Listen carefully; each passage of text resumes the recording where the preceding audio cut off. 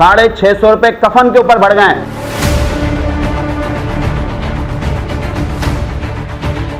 इस मुल्क के अंदर जो इस्लामी मुल्क है, यहाँ पे शराबों पे टैक्स नहीं है, यहाँ पे शराबें जो है वो और सहूलत के साथ मिल रही हैं।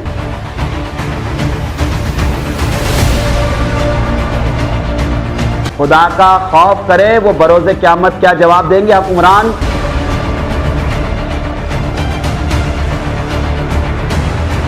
इस वक्त बेरोजगारी उरूज के ऊपर है, इस वक्त महंगाई उरूज के ऊपर है। इस पाकिस्तानी कौम को इस हुकूमत ने भिखारी बना दिया है।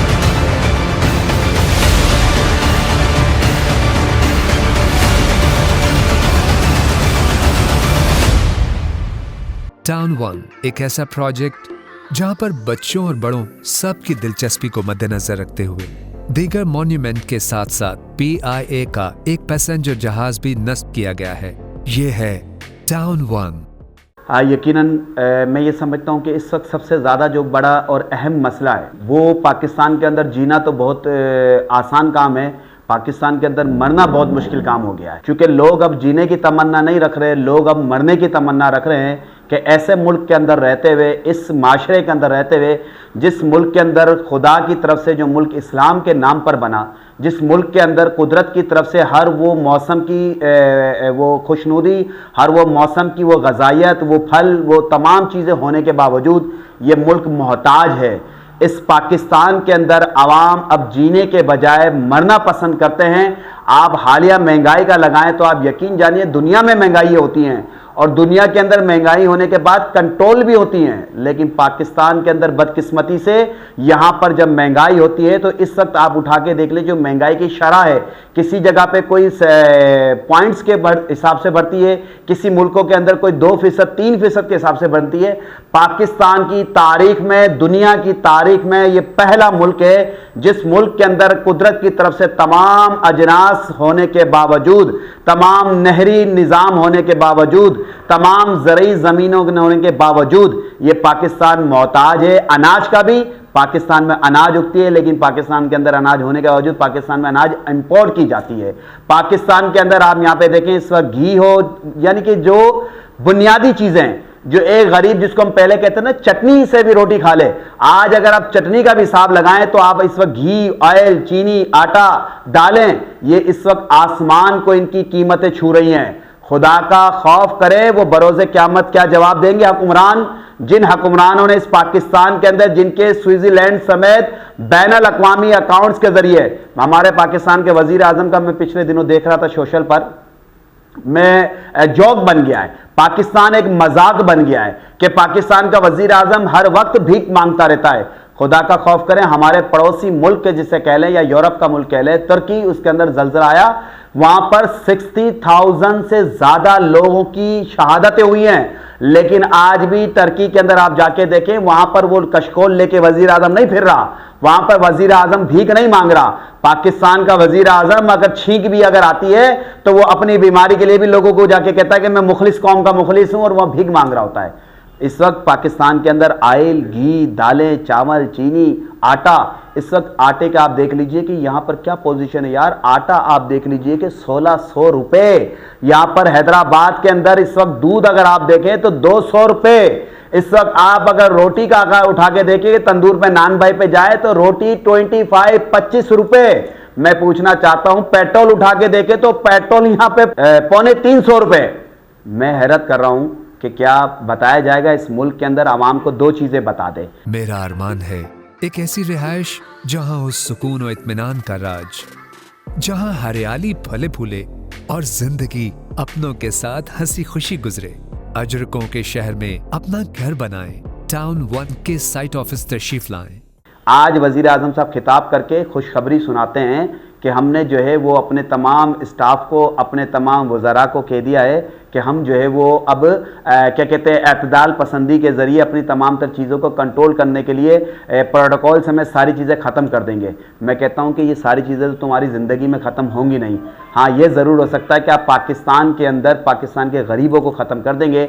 इस वक्त हुकूमत का जो एजेंडा है, पाकिस्तान का एजेंडा हुकूमत का यही है कि गुर्बत खत्म नहीं करो बल्कि गरीब को खत्म कर दो। इस वक्त अगर आप कफन उठा के देखें तो कफन के ऊपर भी इस वक्त एक कफन के ऊपर 650 रुपए बढ़ गए, 650 रुपए कफन के ऊपर बढ़ गए।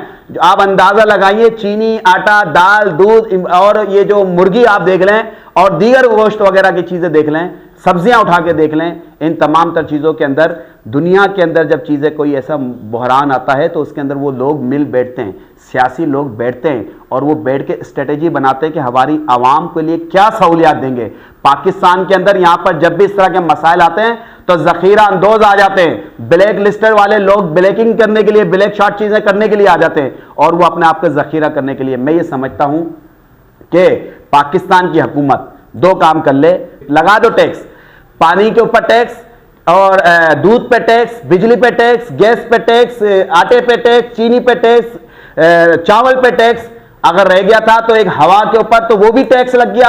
अब क्या अब आप अगर निकलेंगे तो मैं ये समझता हूं कि अब गरीब को जीने का नहीं है तो अब एक काम और करें, आप लगा दें कि गरीब को जीने पे नहीं, अब गरीब को मरने का जो टैक्स लगा है वो सिर्फ एक वो टैक्स हटा दें ताकि गरीब मरना पसंद जो कर रहा है उस पर से टैक्स हटाए हो जाए। क्योंकि इस मुल्क के अंदर जो इस्लामी मुल्क है यहां पर शराबों पर टैक्स नहीं है, यहां पे शराबें जो है वो और सहूलत के साथ मिल रही हैं, यहां पे खून जो है वो दूध से ज्यादा सस्ता है।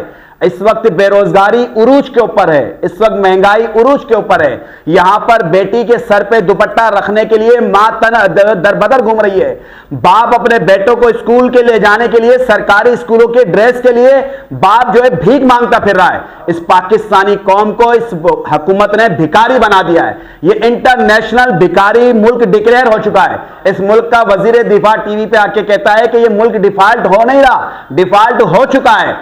इससे ज्यादा बगैरत हुक्मरान इस मुल्क के अंदर और कहां से आएंगे। ये तमाम सियासी जमातें बशमूल एक एक सियासी जमात के कोई मुल्क का खैर खवा नहीं है।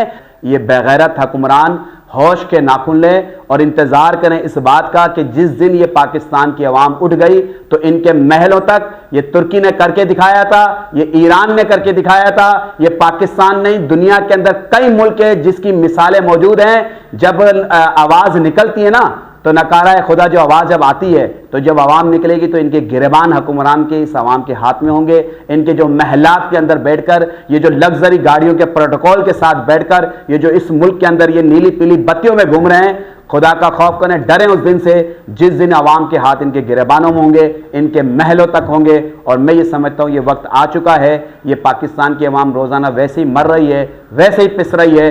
अब ये मुल्क की आवाम इंशाअल्लाह ताला उठेगी और इन हुक्मरानों को भगाकर दम लेगी। और ये वक्त आ चुका है कि यहाँ पर इसके साथ साथ मैं एक मुतालबा करता चलूँ आपके लिए कि हैदराबाद न्यूज़ ने जो इतना प्यारा पैकेज ये शहर हैदराबाद के गरीबों के लिए उठाया है, तो हैदराबाद न्यूज़ के तवस्सुत से ये मुतालबा है पाकिस्तान की गवर्नमेंट से और दूसरा मुतालबा है आवाम से। एक पाकिस्तान की गवर्नमेंट से ये मुतालबा है कि आप IMF से कर्जा लेने के बजाय अपने जितने भी हैं आइए ना, आए अपने यहाँ पे जितने भी असासे हैं वो डिक्लेयर कराएं, असासे शो कराएं। और पाकिस्तान से अगर इतने ही मुखलिस हैं, वो वज़ीर आज़म कह रहा था कि मैं अपने कपड़े बेचकर आटा दूंगा, तो उसने खुद के कपड़े तो नहीं बेचे, हाँ पाकिस्तान की आवाम के कपड़े, पाकिस्तान की आवाम का कफन ज़रूर बेच दिया उसने। तो एक तो वो हुक्मरान ये करें कि पाकिस्तान से IMF को कर्जा लेने के बजाय अपने असासे लेकर आए इस मुल्क के अंदर, इंशाअल्लाह ताला ये पाकिस्तान तरक्की करेगा। दूसरा, आवाम ये करे कि अब अपना मुहासबा करने के लिए आवाम भी सोचे कि कौन से हुक्मरान हैं। जब तक निज़ाम मुस्तफ़ा इस मुल्क में कायम नहीं होगा, जिसमें कानून के अंदर अदल इंसाफ नहीं होगा, यहाँ पे लाकानूनियत होगी, यहाँ पर जो है पाकिस्तान के अंदर जिस तरीके के साथ अशराफिया लूट रही है, अगर ये चीज़ें जारी रहेगी तो अब आवाम को उठना होगा, आवाम को अपने हकूक़ के लिए लड़ना होगा। और जब आवाम निकलेगी अपने हकूक़ के लिए लड़ेगी तो इंशाअल्लाह ताला वो वक्त दूर नहीं है, इन अशराफिया से जान भी छूटेगी और पाकिस्तान के बच्चों के मुस्तकबिल इंशाअल्लाह रोशन होंगे। और आपके और मेरे और हर उस गरीब का बच्चा भी इंशाअल्लाह ताला इस मुल्क के अंदर सकून और चैन की नींद इंशाअल्लाह ताला सांस भी लेगा और सकून की नींद भी सोएगा इंशाअल्लाह ताला। हैदराबाद न्यूज़ जिंदाबाद, पाकिस्तान पाइंदाबाद। टाउन 1 एक ऐसी जगह जहां खुशियों को बना लूं मैं अपना हमसफर, जहां आसाइशें मेरा इस्तकबाल करें, जहां मैं जिंदगी का लुत्फ उठा सकूं और जहां हर नई सुबह तरोताजगी का दे नया पैगाम।